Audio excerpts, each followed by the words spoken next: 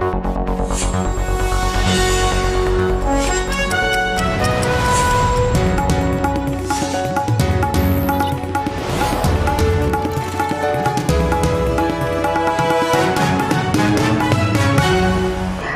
TV ನ್ಯೂಸ್ಗೆ ಸ್ವಾಗತ. ನಾನು ಕೃತಿ ಮೂಡಬೆಟ್ಟು.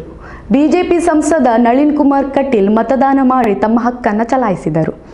ಮಂಗಳೂರು ನಗರದ ಲೇಡಿ ಹಿಲ್ನಲ್ಲಿರುವ ಸಂತ ಅಲೋಶಿಯಸ್ ಶಾಲೆಯಲ್ಲಿ ತಮ್ಮ ಮತದಾನದ ಹಕ್ಕನ್ನು ಸರದಿ ಸಾಲಿನಲ್ಲಿ ನಿಂತು ಚಲಾಯಿಸಿದ್ದಾರೆ.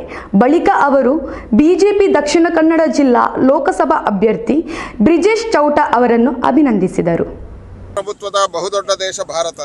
ಇಡೀ ಜಿಲ್ಲೆಯಲ್ಲಿ ಇವತ್ತು ಮತದಾರರು ಉತ್ಸಾಹದಿಂದ ಮತದಾನ ಮಾಡುವಂಥದ್ದನ್ನು ನಾವು ಕಂಡಿದ್ದೇವೆ. ಎಲ್ಲ ಮತಗಟ್ಟೆಯ ಎದುರು ಜನ ಬಂದು ಕ್ಯೂ ನಿಂತಿರ್ತಕ್ಕಂಥದ್ದು. ಬೆಳಗ್ಗೆ ಒಳ್ಳೆಯ ರೀತಿಯಲ್ಲಿ ಮತದಾನದ ಕಾರ್ಯಗಳು ಪ್ರಾರಂಭ ಆಗಿದ್ದಾವೆ.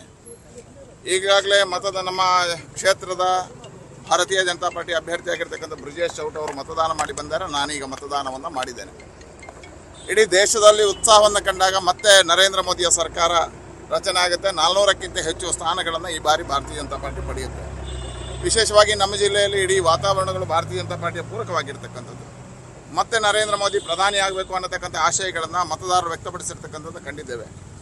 ಒಂದು ಉತ್ಸಾಹದಲ್ಲಿ ಉತ್ಸವ ರೀತಿಯಲ್ಲಿ ಆಚರಣೆ ಮಾಡ್ತಕ್ಕಂಥದ್ದನ್ನು ಕಂಡಿದ್ದೇವೆ. ಮತದಾರರು ಇದಕ್ಕೆಲ್ಲ ಅಧಿಕಾರಿಗಳು ಕೈ ಜೋಡಿಸಿದರೆ ಒಳ್ಳೆಯ ರೀತಿಯಲ್ಲಿ ಇವತ್ತು ಮತದಾನಗಳು ನಡೀತಾ ಇದ್ದಾವೆ.